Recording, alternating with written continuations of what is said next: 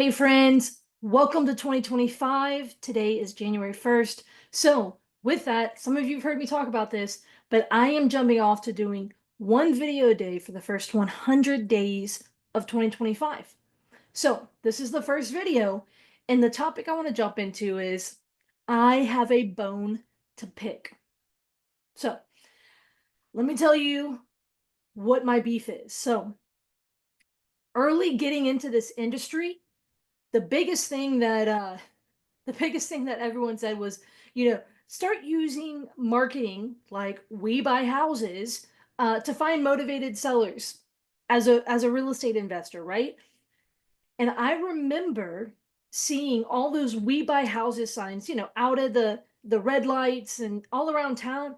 And I promise you, there was a moment that I believed all the people who had the We Buy Houses signs, even though they looked a little bit different, but a little bit the same, maybe they bought it from the same place with just a different phone number. I literally thought that they all worked together. Now, technically, we could laugh and say, ha ha ha, they probably all work together in the sense, wholesalers, stuff like that. But the reality is, it is a very ineffective message. So, my beef is with the We Buy Houses rhetoric. If someone is telling you to use We Buy Houses, I want to challenge that. That was something that everyone said to use. And all the marketing companies that is what they're basically their marketing materials had. I think that is an ineffective method. Do I think people have bought houses with it? Sure. So have I. But I think it makes you have to contact like a way higher number amount of people, because it's less effective. So therefore, basically, you have to just it's a contact sport. Here's the thing. Here's my issue with it. And maybe you're like, Courtney, I'm tensing up. I've got it on my business card. Maybe I have my vehicle wrapped. I have a billboard that says We Buy Houses. Let me tell you why. So when you see that sign, it says We Buy Houses. Okay, well, everyone who has a house shouldn't call you. Do you agree? The reality of buying from motivated sellers make up 5% or so of a community. That is such a small, small, small fraction. And so everyone who owns a house should not be calling you. So why are you speaking so generally? When you have a general message, people aren't going to know to pick up the phone and call you. People are going to have to basically translate it in themselves. So when your message is unclear, you're leaving it up to the consumer to say, is this for me or is this not? Why? I don't need to sell you my house. I'm not a motivated seller. My mother doesn't need to sell me her house. She's not a motivated seller, but she has a house, right? But I shouldn't be trying to buy her house. Why? Because she's not motivated. So, a good model, a good model here is to test. If you went to a 5-year-old and you said, hey, we buy houses, what does that mean to you? Well, she's probably gonna say, hey, well, you like to buy houses, right? Okay, let's take it up a notch. Go to your neighbor, right? Someone that you say, hey, to from time to time, maybe go have a meal with from time to time, whatever. Say, hey, if I told you that I buy houses, would you know someone to send my way as a client? Basically, is your message clear enough that someone can send you their ideal client, or someone can simply understand it, right? Like a child can understand it, or again, your neighbor, they can understand to say, oh, you know what? You should call Courtney. She does XYZ. Most investors do not have a clear message. And I'm not going to say I'm going to live and die on this hill, but I'm very passionate about it because I think it's one of those things that, like, it's somewhat effective, again, in the sense of, you know, a volume perspective, it's still at least getting that low hanging fruit. But I just think that it is the least effective message you could put out there. And so maybe you're saying, okay, Courtney, I'm hearing what you're I'm picking up what you're putting down. What should I do? So here's my thoughts. First of all, We Buy Houses, it's lazy marketing. So I'm going to encourage you If you're out there marketing to find your ideal client, you need to figure out what your ideal client is, and it should not be everyone. Okay. So you've got to basically narrow that part down. And then once you get clear on who your ideal client is, you need to build your marketing around that. You need to build your marketing to where your ideal client feels seen and heard and says, yep, I need to call that person, right? So, what do I mean by that? So, for example, if you are a flipper and you like buying houses that need work, maybe instead your language could be, we buy fixer uppers, right? So if someone owns a fixer upper that they don't want, they could maybe say, "Oh, you know what? I should probably call them." That could be a clear, you know, you're not leaving it up for interpretation. You could also say, maybe if you specialize in certain types of repairs. So, like, we buy termite infested houses. You could even make a joke out of it, right? Kind of get like a little termite animal or whatever. Animal? Pest? Yeah.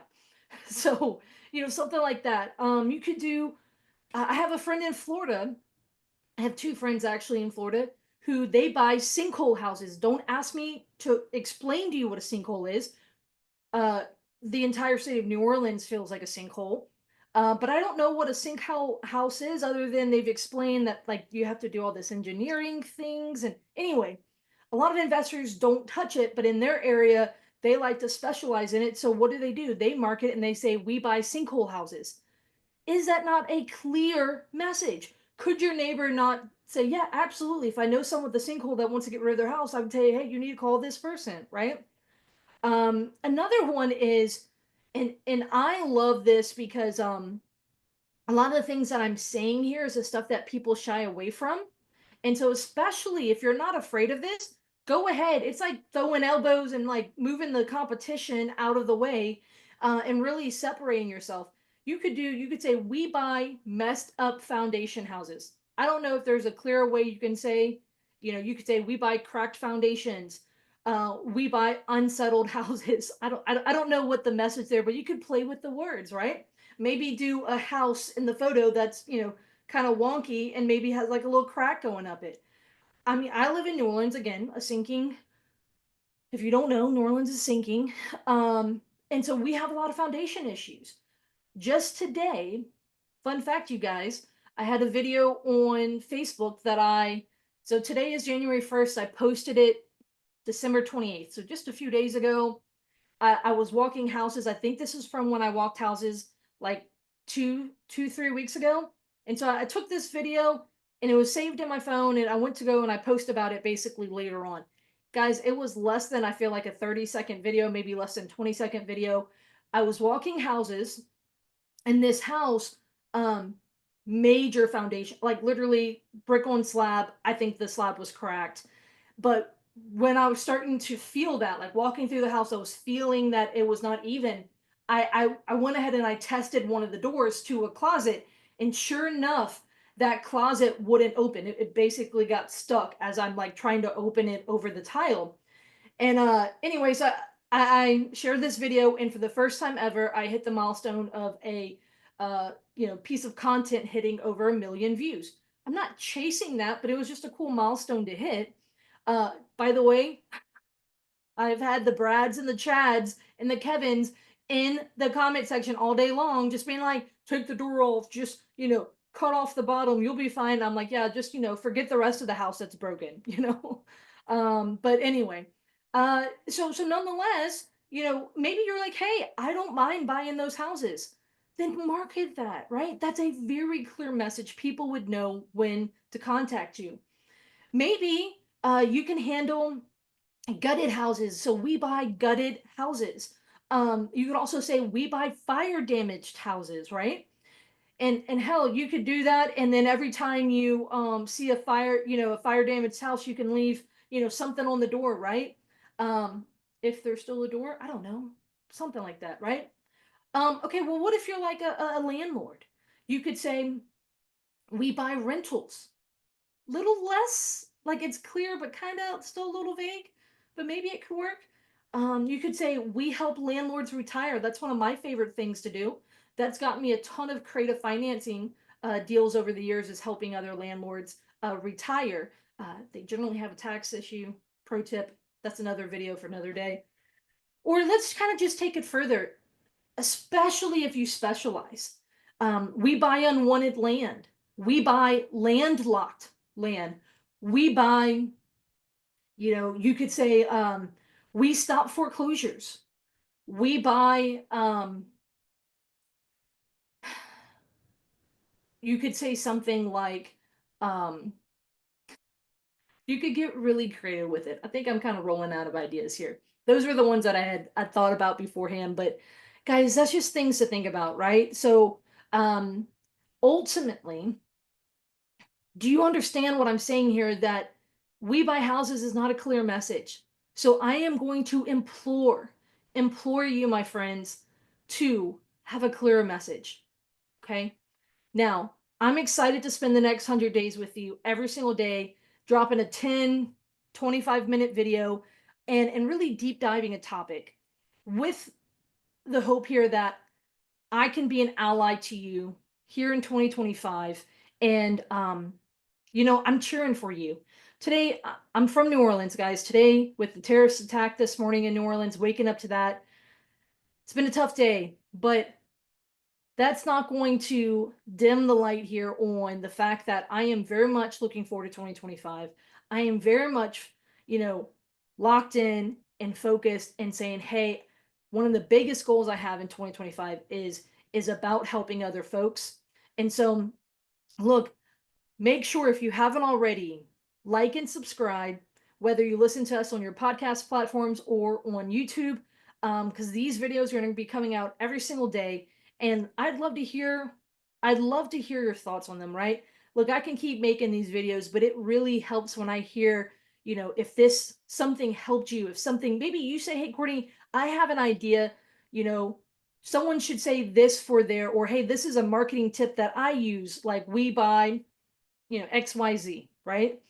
And so when it comes to that, guys, make sure you keep locking in.